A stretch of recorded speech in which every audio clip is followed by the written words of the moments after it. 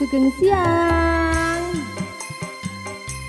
Nganyari ruangan niki ceritane lur. Mari kita coba sekalian jajal mic anyar. Tapi mangga jenengan komen mana sih yang lebih peka. Kita coba dulu nggih. Spesial buat yang request.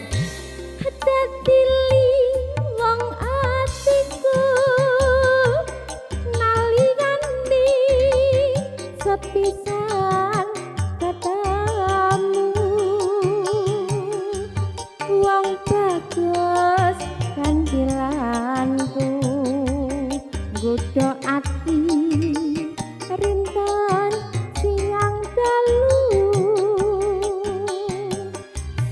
sinur ben jiwa raga ngundang rasa tumetes kalbu lermu yai segoro katan bisa luluh ke atimu suwinggan ngenteni liwungi atiku antuk Raja atinya wiji Nadian apa tak lakoni Sabda pandita ratu Mong sliramu Jadya sisihanku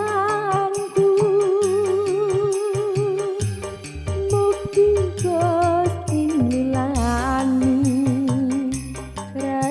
aku bakal dinowo mati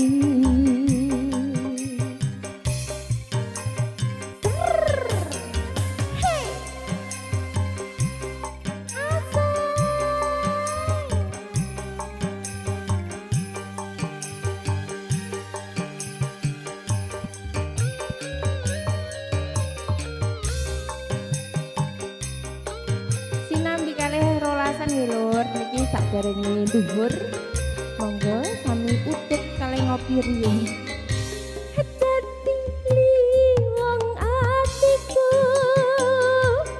nalikane sepisan katamu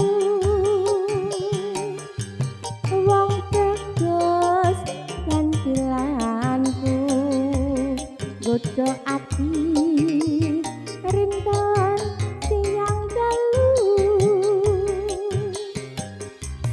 sinur ben jiwa raga ngundang rasa kumete sing kalbu lirmu yai segoro katan bisa luluh ke atimu suwinggan ngenteni liwungi ati gak entuk ganti Raja atinya wiji Nadian apa tak lakoni Sada pandita ratu Mong sliramu Jadya sisihanku Mukti Gusti lilani tresnaku bakal dinowo mati